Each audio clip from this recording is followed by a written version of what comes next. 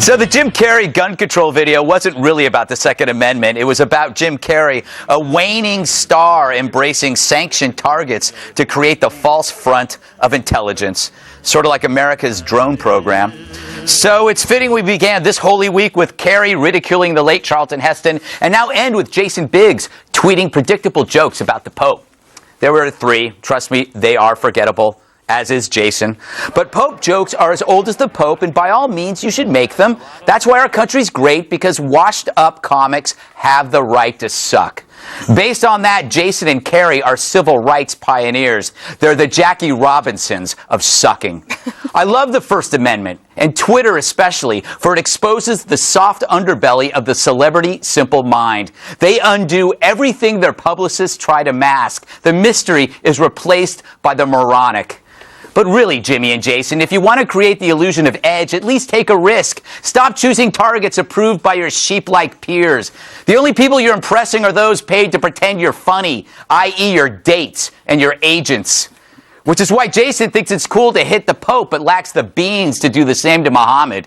It's why Jimmy attacks gun owners but not gangbangers. And it's why Jimmy mocked Mr. Heston but won't respond to me yet. I guess Jimmy thought he couldn't lose a debate to a dead man. That's what's really funny. He did. And now Charlton Heston has a brighter future in films than Jim Carrey. Do not sell yourself short here. You got to him. I know. This guy, he issued a press release, which is basically a complete meltdown. This is what I love about this. Let me read one sentence that we have up here, and then I'll get to the funny parts. I'll just say this. In my opinion, F News, I won't say what it is the last resort for kinda, sorta, almost journalists whose options have been severely limited by their extreme intolerant views. Now, let me explain about extreme and intolerant. This is a guy that insulted most of America and danced on the grave of Charlton Heston. Jim Carrey is threatening in this letter, threatening legal action, something Charlton Heston can't do because Charlton Heston is dead. That was the whole point, to stand up for somebody who couldn't talk back to a fool like Jim Carrey. He first tweeted about this on Monday. Basically what he said is that all gun owners are, I can't say the word. MF. And then he released this video, and then he retreated. When you tried to, he wouldn't respond. He hid like a little baby. I love it. And then he retweeted all the compliments that he could get, and he ignored all of the criticism. You're working PR. Should he have released this? This is embarrassing. No, the thing is that so it started like all new like 21st century with a cute little parody video. Yes. And tweets, right? Because he said you're not gonna like this. All this and then in order to apologize, he issued an old-fashioned press release with like a dateline and everything. And if I were the press secretary, this young woman, or I don't know if she's young, I would have said, yes, of course, we will release that statement immediately, and then like pretended to and walked away and just like hoped it all went away by Monday. By the way, Eric, he calls us bullies. Yeah, bullies. This is a guy that has called gun owners goons and take a shot at the dead guy. But F News is it's so childish. It is. I mean, if you read this whole, where can they find this? They go to the internet and find this. Yeah, I guess you will laugh when you read this. What the mind of Jim Carrey. When we first talked about this, it came around to me. I said, he was a bright guy. He was a funny comedian. He's lost it. Yeah. He's melted down. I just think he's just out there now. Yeah. At least like somebody, when Bill Maher says something that we go after, Bill Maher is actually arguing on the merits for what he believes in the principles, and we might make fun of him for that or question it.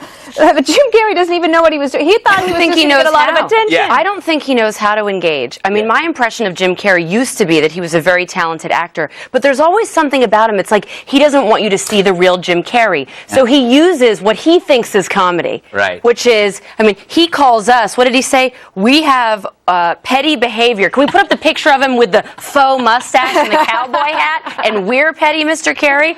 But, he can't make a salient point. Yeah.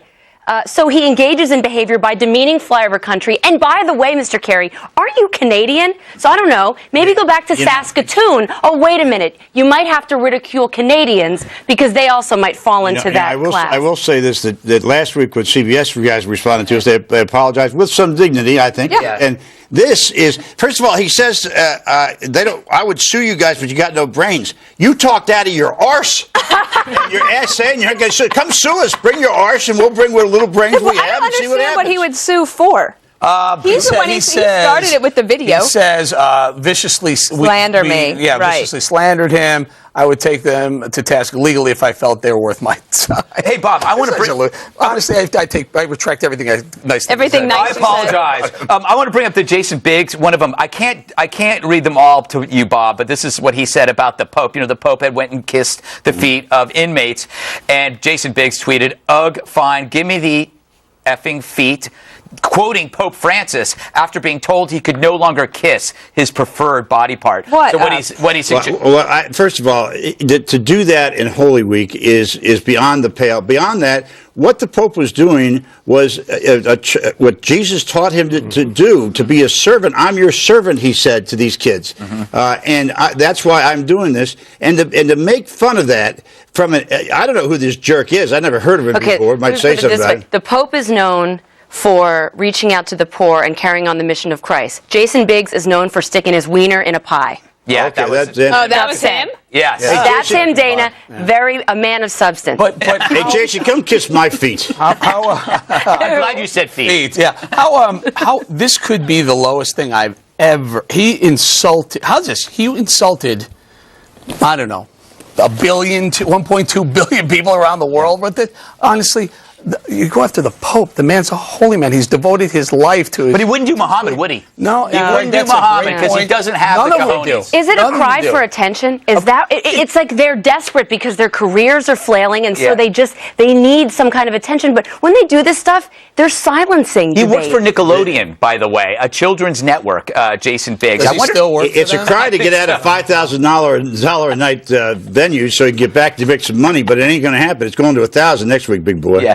Well, I just remember when celebrities were actually cool. Remember the Steve McQueens and the Clint Eastwoods and the James Dean. They did cool things, but now they're so predictable and so stupid. And sad. And sad. And very sad. Very sad. Well, there's some great ones. Are they all trying to raise the bar on each other's ridiculousness and vicious, disgusting attacks on they're probably thinking right now, religion and what people? can I do that would be so preposterous this weekend that I could be attacked by Fox News next week and get all this attention? Exactly. Yes, exactly. All right. Bring it on.